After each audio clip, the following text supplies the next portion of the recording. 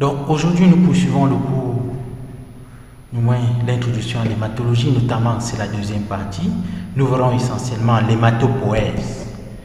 Alors nous suivrons le plan ci-après, nous verrons les sites de l'hématopoïèse, le processus en lui-même, les acteurs, on dira un mot sur la régulation. Alors, en guise de rappel, nous pouvons dire que l'hématopoïèse est un processus rigoureux, continu, de multiplication et de différenciation, de multiplication, de différenciation et de maturation des cellules souches sanguines. Ce processus aboutit à la formation du sang, notamment des éléments fibuleux. Elle a lieu essentiellement dans la moelle osseuse chez l'adulte et fait intervenir plusieurs acteurs. Alors, le processus d'hématopoïèse commence donc par les cellules hématopoïétiques stem cells, qui sont des cellules dites pluripotentes, capables de se répliquer, de se multiplier et de se différencier en réponse à plusieurs facteurs et médiateurs qui sont en fait les cytokines. Alors, les hématopoïétiques stem cells vont donc se différencier dans les lignées communes, soit la lignée commune myéloïde ou la lignée commune lymphoïde, sous l'influence donc de ces cytokines ou bien facteurs. Chacune de ces lignées communes gardera sa pluripotentialité, c'est-à-dire sa capacité à donner naissance à d'autres types cellulaires, à plusieurs types cellulaires différents. Ils ne sont pas différenciables au microscope optique, aussi bien également, donc tout de même, les hématopoïétiques stem cells et les progéniteurs pluripotents ne sont pas différenciables au microscope optique. Alors, pour ce qui est des sites de l'hématopoïèse, tel que la figure nous présente, nous pouvons dire que la moelle osseuse est en fait le dernier site de production du sang dans une série anatomique. Et donc, vous avez bien vu que dès la naissance, eh bien, nous avons production des éléments sanguins. Donc, l'hématopoïèse commence dans le sac vitellin environ 1 semaine à 2 semaines après le coït fécondant et va durer jusqu'à presque 3 mois. C'est la phase embryonnaire. Et donc, dans cette phase, il y aura production des érythroblastes et dans ces érythroblastes, il y aura donc de l'hémoglobine. Et la nature de cette hémoglobine, c'est de l'hémoglobine GOER1, GOER2 et l'hémoglobine Portland. Ces hémoglobines embryonnaires ne résistent pas jusqu'à la vie adulte et donc ne participent pas au transfert d'oxygène vers les organes. Alors, toujours dans la phase embryonnaire, on a également une phase au niveau toujours dans le sac, dans la phase fœtale, eh bien, l'hématopoïèse a également lieu au niveau du foie. Ah non, excusez-moi, je vous en prie. Donc, toujours dans la phase au niveau du sac vitellin, eh bien, je voulais juste vous rappeler que cette hémoglobine GOER-Portland, c'est en fait un tétramère. L'hémoglobine a une structure tétramérique composée de 2 chaînes alpha et combinée soit à une chaîne epsilon, soit à une chaîne zeta. Alors, toujours dans la phase fœtale, donc, il y aura une phase hépatique où le foie essentiellement prendra le relais dans la production des cellules sanguines. Ce relais dure entre 3 à 7 mois et le foie est le principal organe impliqué à cela. Donc, ils vont produire les globules rouges et apparaîtra également les premières plaquettes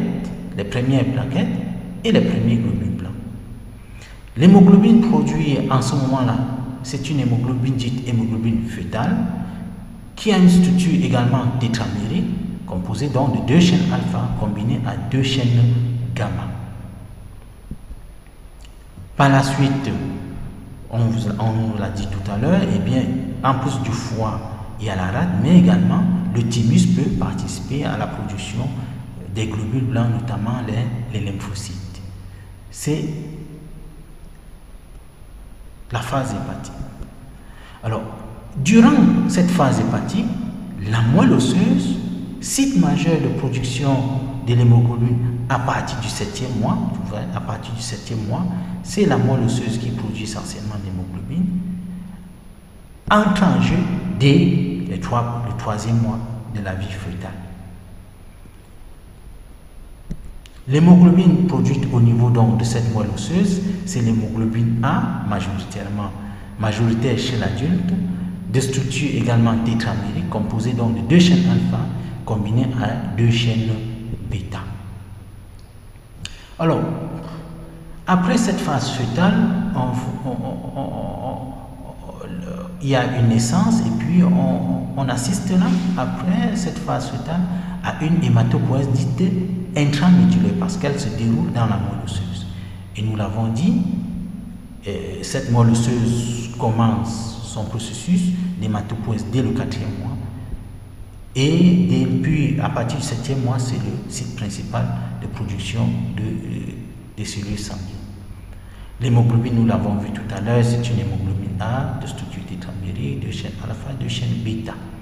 Eh bien, notons juste que la chaîne gamma présente au niveau de l'hémoglobine fœtale sera remplacée progressivement par les chaînes bêta. Alors, il existe donc l'hématopoïèse extramédulaire, nous l'avons vu précédemment, qui arrive sous quelques circonstances que nous allons citer ici. Il existe donc des circonstances dans la vie de l'adulte qui peuvent amener l'organisme à réactiver la myélopoïèse extramédulaire. Citons en exemple l'infiltration de la moelle par les cellules leucémiques, les tumeurs et d'autres situations que nous n'allons pas évoquer ici. D'autres organes impliqués donc dans l'hématopoïèse extramédulaire, nous avons la rate.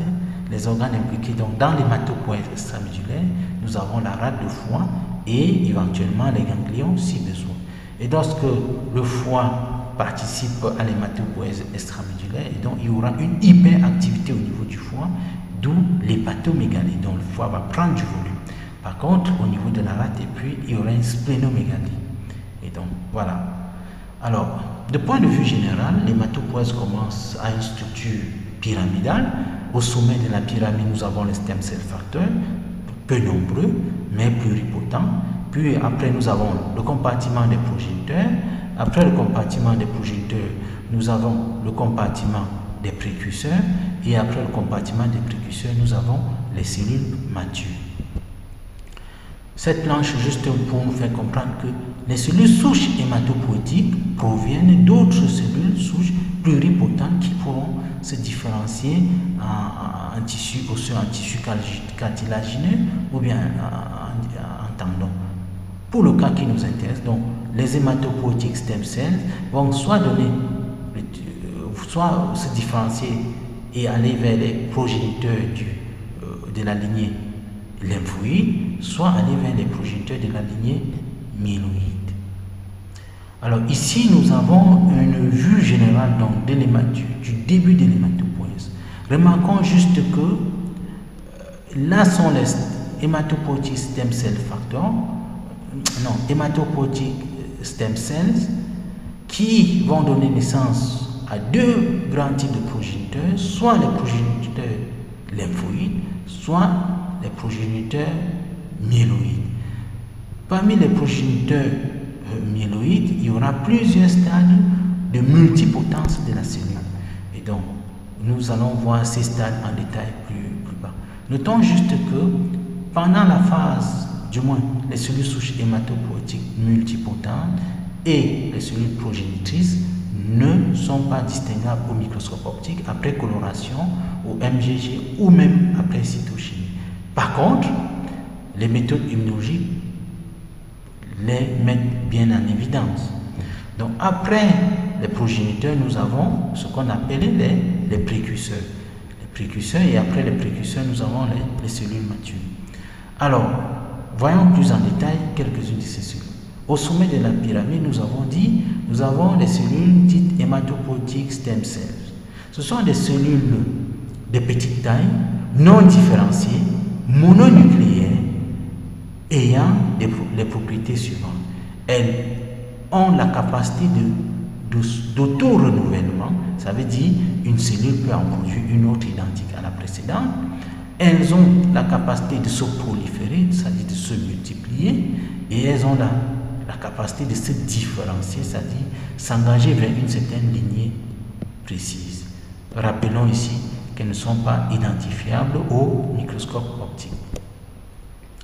Alors, ces cellules souches, donc, après dans les cellules souches hématopoïétiques, nous avons les progéniteurs. Il en existe deux types essentiellement. Le compartiment dans les cellules progénitrices et le compartiment qui suit celui des cellules souches hématopoïétiques qui se sont donc engagées. Il y aura donc deux grands groupes, les cellules souches progénitrices spécifiques de chaque lignée. Il s'agit donc de la lignée myéloïde et de la lignée lymphoïde.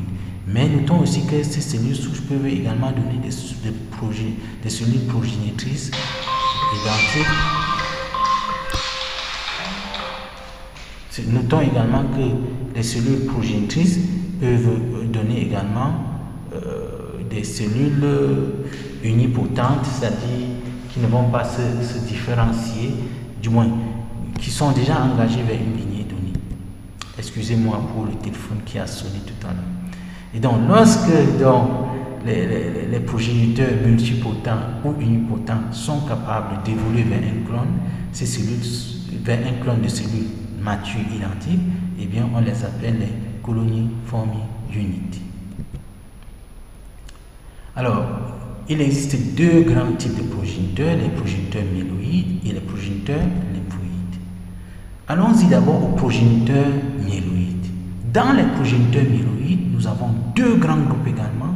On a d'abord le groupe dit CFU, B, MG, E, qui sont multipotents, capables de se différencier en quatre types cellulaires, à savoir le BFUE, c'est-à-dire Bruce Forming Unit érythrocyte, qui par la suite se différenciera en CFU, Colony Forming Unit érythrocyte.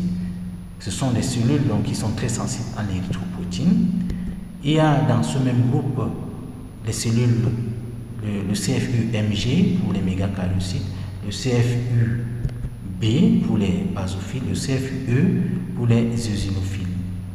Alors après donc ce groupe de B, MG, E0, eh bien on a le second groupe qui sont en fait les CFU-GM multipotents qui se divisera également en deux types de progéniteurs communs unipotents, notamment les CFUG pour colonie formée unit granulocyte et les CFUM pour colonie formée unit macrophage ou bien monocyte.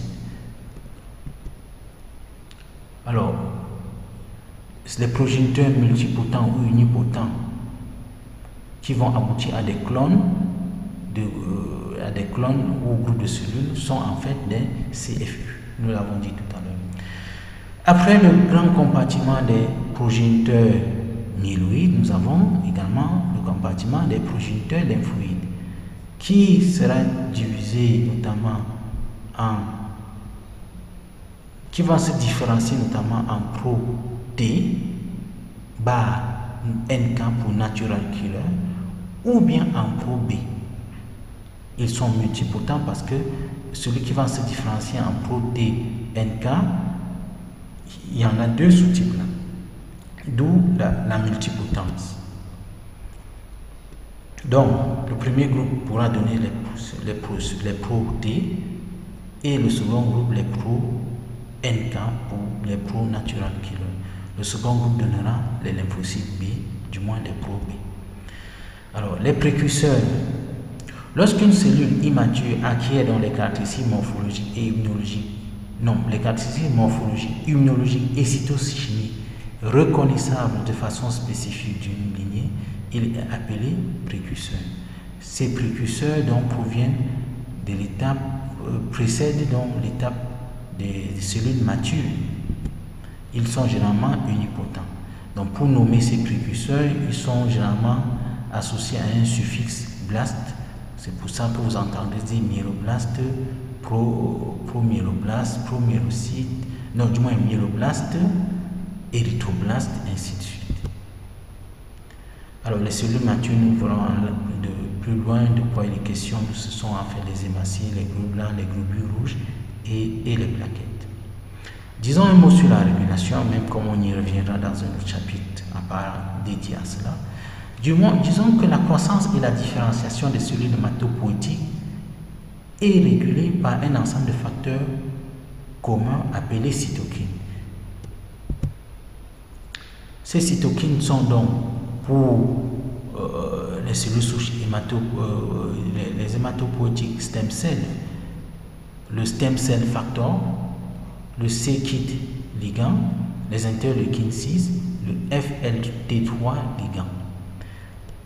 Pour les cellules, pour le compartiment des progéniteurs myéloïdes, eh bien, on a deux grands groupes de cytokines. On a les cytokines qui agissent sur des cellules encore multipotentes. Ce sont les granulocytes, macrophages, colony stimulating factor, GM-CF, CSF, la thrombopoïétine, les interleukines 3, 5, 6 et 11. Et le second groupe, ce sont des cytokines qui n'agissent que au niveau des progéniteurs unipotents, c'est-à-dire engagés sur une lignée donnée. C'est notamment l'érythropoïétine, le granulocyte colony factor, notamment noté GCSF, et la thrombopoïétine. Donc, pour la lignée myéloïde, et aussi bien, il existe de nombreux cytokines, notamment les interleukines, dont les principales sont l'interleukine 1, l'interleukine 2, l'interleukine 4, l'interleukine 5, 6, 7 et 9. Les caractéristiques morphologiques et les variations cellulaires observées au cours de l'hématopoïèse, notamment dans l'érythropoïèse, la granulopoïèse, la mégakaryocytopoïèse, la lymphopoïèse, feront l'objet d'autres enseignements. En résumé, nous pouvons dire donc que l'hématopoïèse est un système hiérarchique de cellules multipotentes et unipotentes, morphologiquement identifiables, notamment les précurseurs, et les cellules matures. Ça, c'est ce qui constitue le système hématopoïétique. La moelle osseuse est le principal site de l'hématopoïèse chez un individu adulte. Des anomalies peuvent amener à ce que cette hématopoïèse ne puisse pas avoir lieu dans la moelle. On dira qu'on est en présence d'une hématopoïèse extramédullaire. Les organes impliqués et tissus impliqués dans l'hématopoïèse peuvent être divisés en deux grands groupes, le tissu myéloïde et le tissu lymphoïde. Et cette hématopoïèse est régulée par des facteurs appelés cytokines. Sur ce, nous vous remercions pour votre attention.